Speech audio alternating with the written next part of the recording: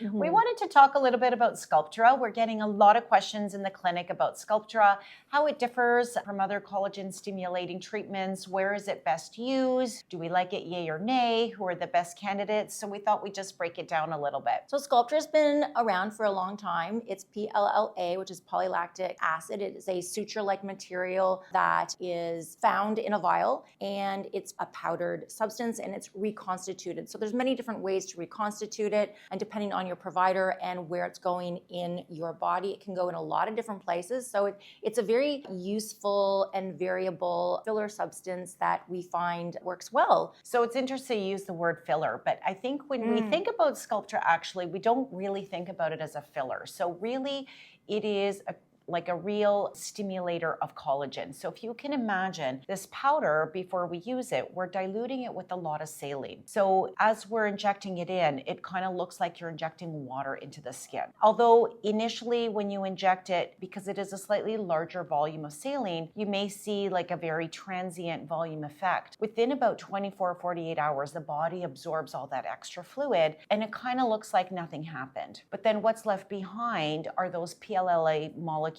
that are in the dermis and the subcutaneous fat. And then your body, over a course of 3 months to 6 months, your body starts producing collagen around those molecules. And so I would say the benefit of it is you're getting a very nice and even stimulation of collagen over a larger area of the skin. The response is related to your body detecting the molecule and then mounting a response to it. So some would say it's a pro-inflammatory response, that it is a wound healing response, but it is a volumizing response in the deep fat layers. Way back in the day when there was a lot of mid-face lipoatrophy with the use of AIDS-preventing medications, there was a very detected mid-face volume loss. And this was one of the original ideas and uses for the Sculptra in this particular area. And it did work really, really well. There was many sessions done to get that volume back. I find that we need to step back in our delivery of the Sculptra because we are relying on the patient's own response and reactivity, and not everybody is the same. Yes, so, and I think that's sometimes this is the where problem. Yeah, that's sometimes where it gets a little bit tricky, is that we don't always know how a given individual is going to respond. So we certainly know, yes, it will work for everybody. There's no doubt about it. But we have some people that would have, let's say, an average result, and they're going to get an average amount of collagen and volumizing. We have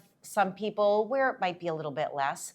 And then we have our super responders. And so our approach is always safety first. So we like to go slow, go steady, make sure every time we're doing a treatment, it's always a win. So we always want to make sure that we're happy with our outcomes. And we would rather take our time and get to the end zone with a little extra time rather than rushing, putting a lot of the product in the face and then maybe getting a complication, like maybe too much volume. And it is a delayed response. So sometimes the patients feel like they want to get to that finish line just so much quicker. And you hear of some injectors doing 2 sessions 6 weeks apart. And yes, some people definitely need those volumes, but sometimes it can be a little too much, a little too stiff too, a little too much maybe scarring in some areas. Yeah, the key is to really make sure that no matter what you do, it always looks natural, right? So it should really be undetectable. And I find probably the best candidates are people maybe that have lost a little bit of weight, that you're feeling maybe a little bit sunken or a little bit saggy. And it really does help to kind of give a nice glow and a nice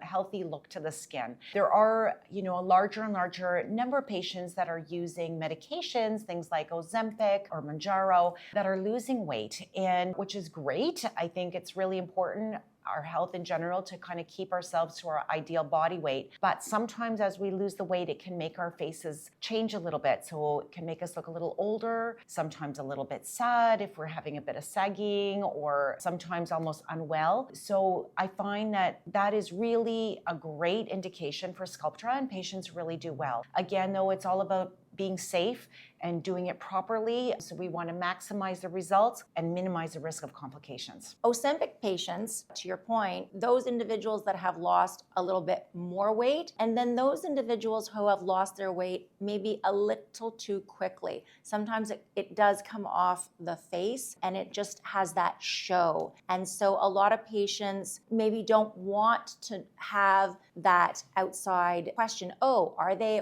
not on Ozempic? You don't have to wait until the end or the final goal weight in order to step in and start a revolumization process. So it is on the journey at any point in time. Yes. That decision can be made, yes, and the revolumization with Sculptra can be begun. And I would say I would encourage people actually not to wait. Mm-hmm. I think it's actually easier, safer. You can go slower when we see people along the way of their journey, and we can add in as needed as opposed to waiting to the end. Conversely, sometimes, I had that question. A patient came in yesterday. Is it really too late for me? Did I wait too long? And the answer is no. Let's say you are at the end of that journey and you find that you really, all of a sudden, there's been a big change and you're not happy. There's so much that can be done at any stage. Mm-hmm. Another big question that we get is, what is the difference between Sculptra and Radius? That is on everybody's mind. And good news, we did a video already. It's linked and it's in the area below in a link, and go search up that video, and we dived deep into that one. Check it out. It's a good one. Thanks so much for joining us, everyone. Please keep your questions coming. We love to hear from you. Bye-bye, everybody.